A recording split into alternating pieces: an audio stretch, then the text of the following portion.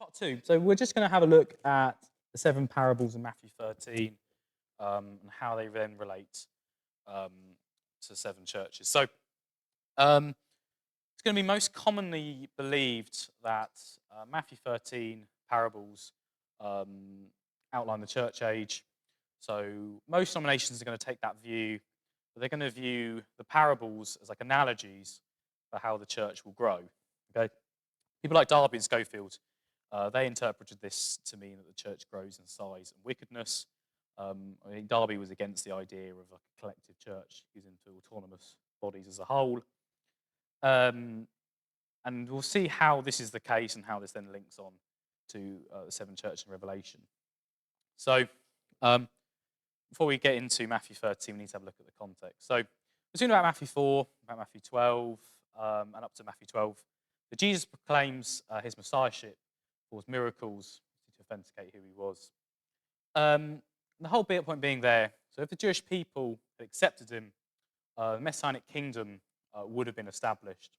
However, by Matthew 12, the Jewish people had rejected him, and this then changed, or this then switched, maybe not switched, but it changed how Jesus then conducted his ministry. So we see in Matthew 12 here it says, the Pharisees, so the Pharisees called Jesus a demon. We'll see in Matthew 12:24. It says, now when the Pharisees heard it, they said, this fellow does not cast out demons except from Beelzebub, the ruler of the demons. So this is how I interpret it. It's the same interpretation someone like Arnold Fruchtenbaum would take, is that this is what the unpardonable sin is. This is the blasphemy against the Holy Spirit. It's not something an individual can commit today. It's a national sin committed by that generation of Israel to reject their Messiah.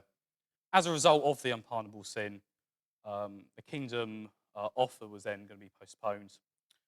This will then be reoffered to generation of the Great Tribulation. And it's commonly understood then that the special judgment fell on that generation. And we can see this with the destruction of the temple in AD 70 was the judgment for that unpardonable sin. So following the rejection of the Messiah, Jesus then talks about the mystery kingdom, which is then to be brought in. It's called a mystery kingdom, as this was not something revealed in the Old Testament. This is what we understand then to mean as the church age or Christendom. And this is what then discussed in Matthew 13. So these are just the terms used for that. So Matthew 13 outlines seven parables to give more detail of what this mystery kingdom would look like. We have the parable of the sower. In between that, we have the purpose of the parables, the parable of the sower explained.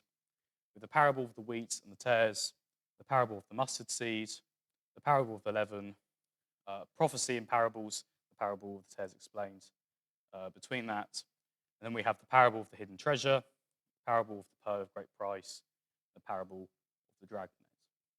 Okay, so I've got three reasons why I believe Matthew 13 is then linked to Revelation 2 and 3. So the first one is that they relate simply because they are both prophecies of the future history of what the church will look like. We also have he that has an ear occurs in verse 9 and 43.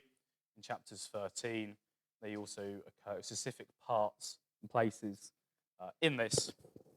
And then there are specific references to each church in the sense that there are overlaps with what the church, what is unique about that church and the period of time with the parables in Matthew 13. But I'll do a side-by-side comparison of what they look like. So we can see here the seven churches in Revelation which map onto the Matthew 13 parables. So you see Ephesus relates to the parable of the sower. Smyrna relates to the parable of the wheat and the tares.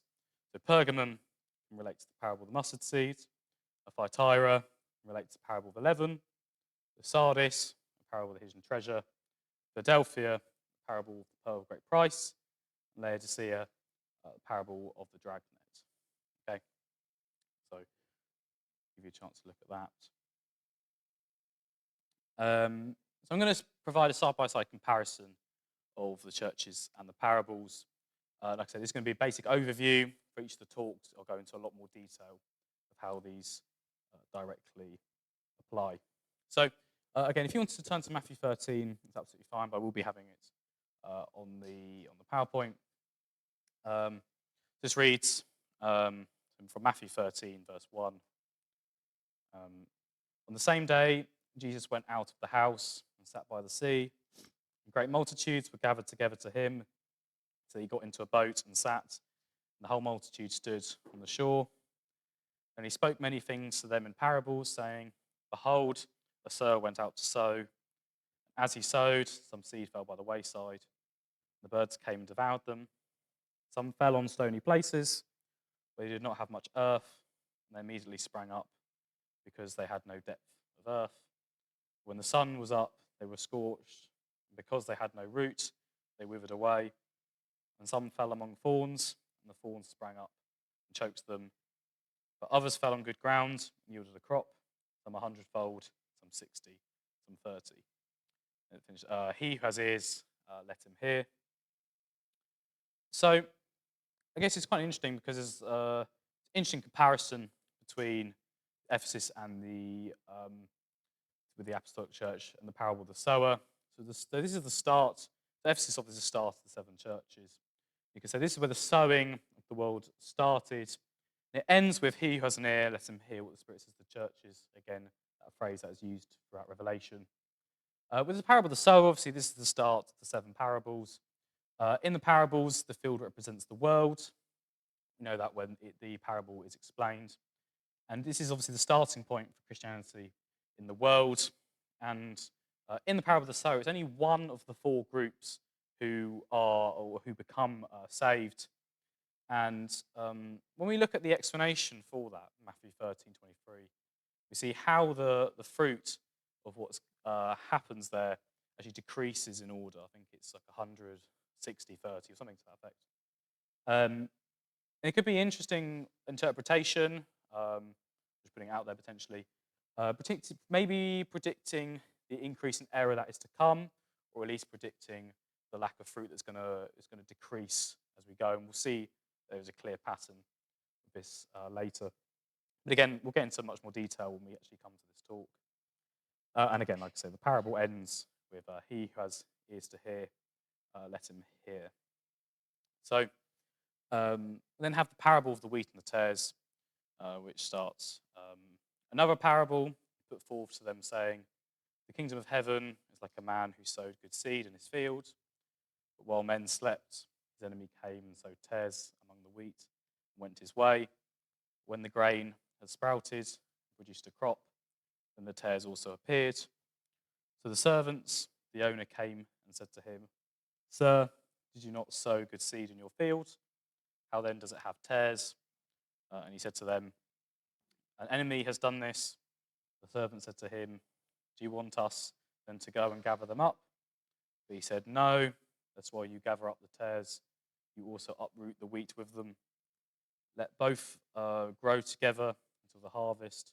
At the time of harvest, I will say to the reapers, first gather together the tares, and bind them in bundles to burn them, but gather the wheat into my barn.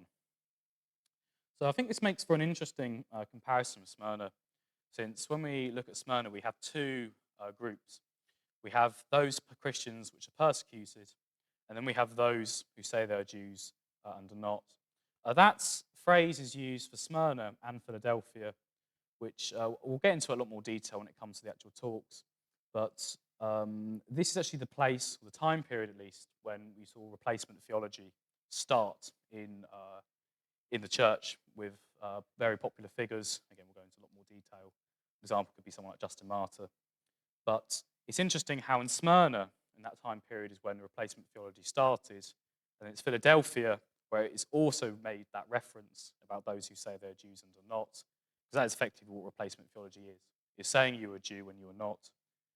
It's replacing the church with Israel. And in Philadelphia, is then during that time period where you could say that actually was corrected. And you saw like the rise in dispensationalism and doctrines such as that. So it's interesting how they are in Smyrna and Philadelphia. Obviously, I think this in Smyrna, this is where the error starts to creep into the church by Satan. And both groups live alongside each other in the church. So then we see when we have a look at the parable of the wheat and the tares, we see the good seed is sowed, but the enemy sows tares among them. And they live both side by side in the church. And there's an interesting interpretation could be, obviously, the tares, those professing to be Christians. Because if you were to look at the field, obviously in close inspection, you might see that they are different. But from a particular distance or anything like that, they're going to look identical. It's going to be very, very hard to tell them apart. Obviously, to those who can discern, we obviously know that the wheat and the tares are going to be different. But if you don't take that or accept that, that's perfectly fine. Just maybe reading into it a little bit more. Then it starts to get very interesting when we look at the parable of the mustard seed, the parable of the leaven. So the mustard seed starts. Another parable he put forth to them, saying, the kingdom of heaven is like a mustard seed, which a man took and sowed in his field, which indeed is the least of all the seeds, but when it is grown, it is greater than the herbs and becomes a tree, so that the birds of the air come and nest in its branches. So when we think about like the compromising church, Pergamus is obviously the time period where Christianity grew the most. So Constantine legalized Christianity, so allowed it to be practiced, but it's a later Roman emperor where Christianity became the state religion. We also see the establishment of the clergy, which is tied to the state, and the church grew so rapidly that you'd actually get a lot of unsaved people in prominent positions of authority. Obviously, we see when it comes to Revelation, where Satan's throne is. So what Satan couldn't achieve via persecution, he achieved instead by infiltration into the church.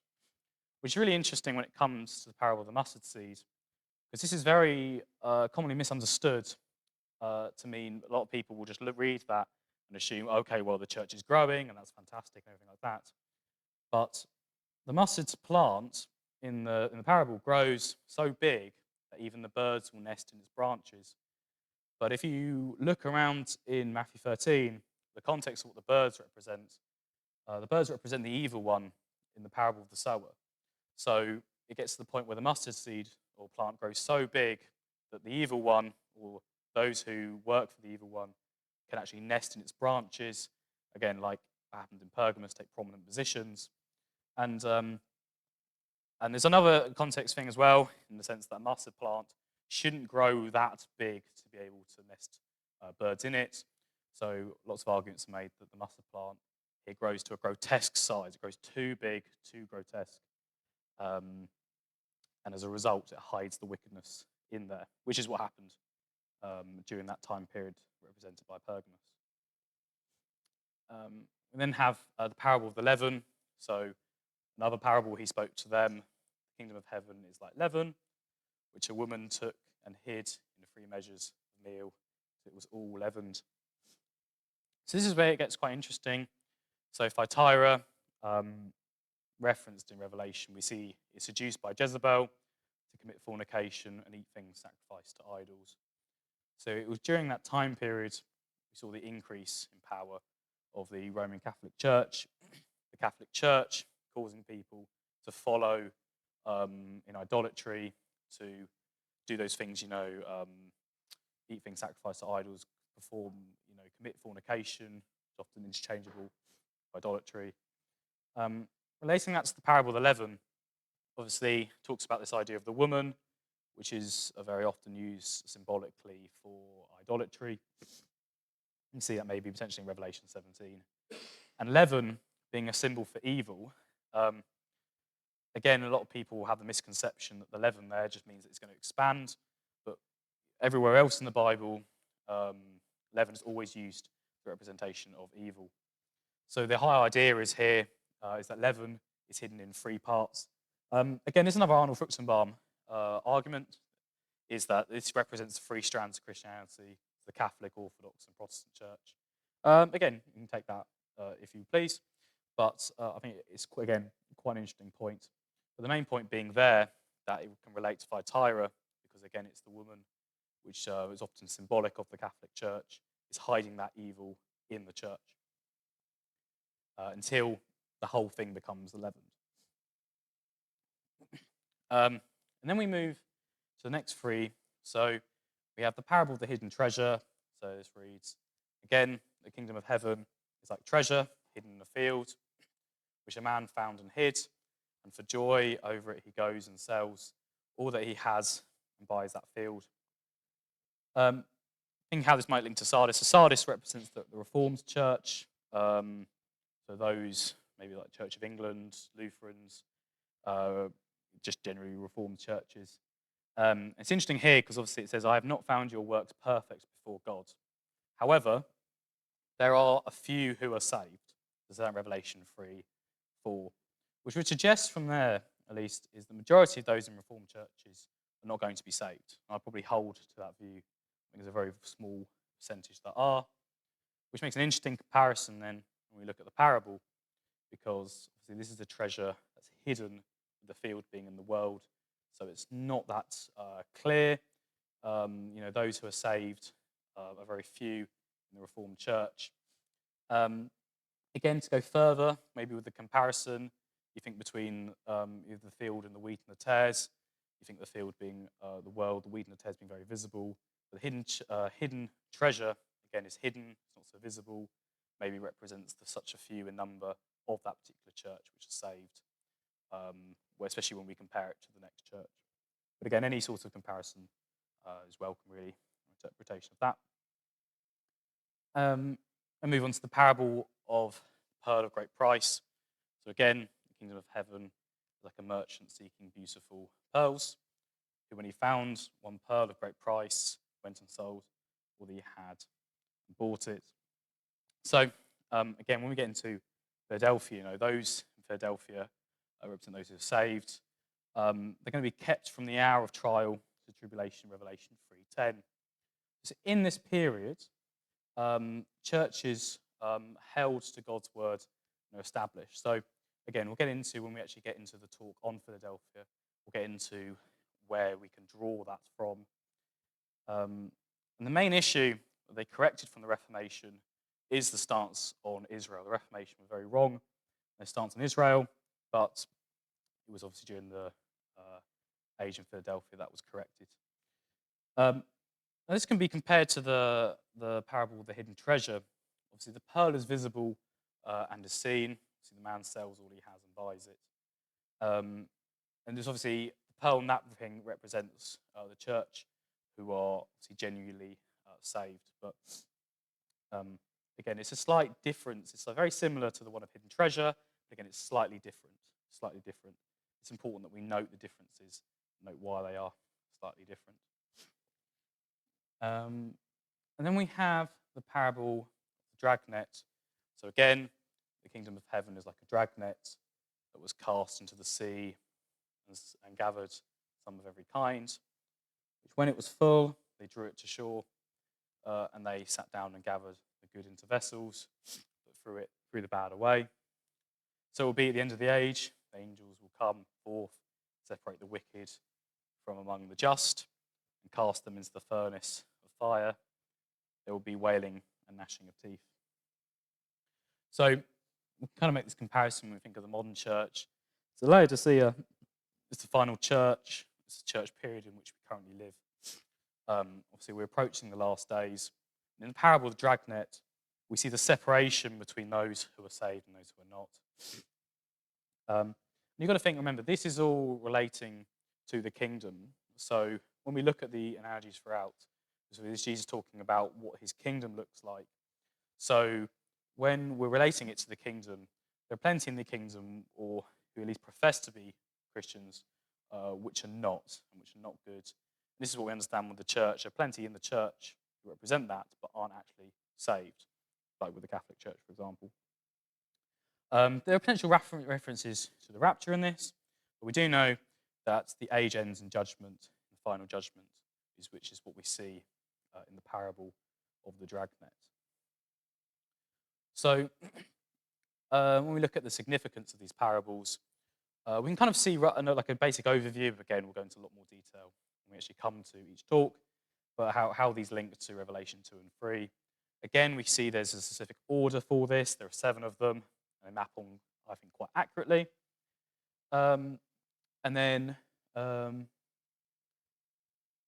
yes, so to give a bit more in depth, so for the next slide, I've got the New King James version's headings to show the subject of each verses. So we'll get into the order and then the spacings as well, I think, why they show particular significance. So this is similar to what we saw earlier with the placements. So obviously we've got the parable of the sower, wheat and the tares, mustard seed, leaven. Obviously these are the gaps that we can see. So again, I think there is significance. Again, if you disagree, that's absolutely fine. But I think that there is significance to the placings and the separation between it. We can clearly see that we have one parable, and then we have a break, and we have 3 parables, and we have a break, and 3 parables again. Again, I'm going to suggest a reason for this. The divide becomes a bit clearer as well when we see the placement of a few of these key things. So we have the parable of the sower, which ends with he that has ears to hear, let him hear. We then have a bit of a break. And then just before we have the parable of the hidden treasure, we have he that has ears to hear, let him hear. And we finish the whole thing off with Jesus said to them, have you understood all these things? And again to read into this, I have the belief anyway, I think there is prophetic significance to this, is that they represent key shifts, I believe anyway, in the spiritual state in the church. The parable of the sower is the start of the word going into the world. We then have the next 3 parables, which then show the rise in the evil and corruption that we see going into the church. And then we see, obviously, another break. And the next 3 parables, I believe we show correction and then a judgment that comes. And again, I think these go in line with the 7 churches we see. So we've got this image like here. Obviously, you might want to sort of maybe go off halfway through the dragnet, sort of split it off, because the last one, I think it represents judgment. I think we can read into the pattern somewhat. So we start with the sower, and then the wheat and the tares, the mustard seed and the leaven, they increase in evil and corruption. And then with the hidden treasure, the Reformation does correct a bit, but not entirely. The pearl of great price, we see a big doctrinal correction. And then we finish the age with the judgment in the dragnet. Now, it's important to note, it doesn't mean, I believe anyway, I don't think that this is an increase or decrease in the number of people saved, but rather it's the correction of doctrine throughout. I genuinely believe that there is a remnant of those who are saved throughout, and they're probably going to be roughly the same number, but this is those who profess to be the church, claim to be the church, and general trend we see across.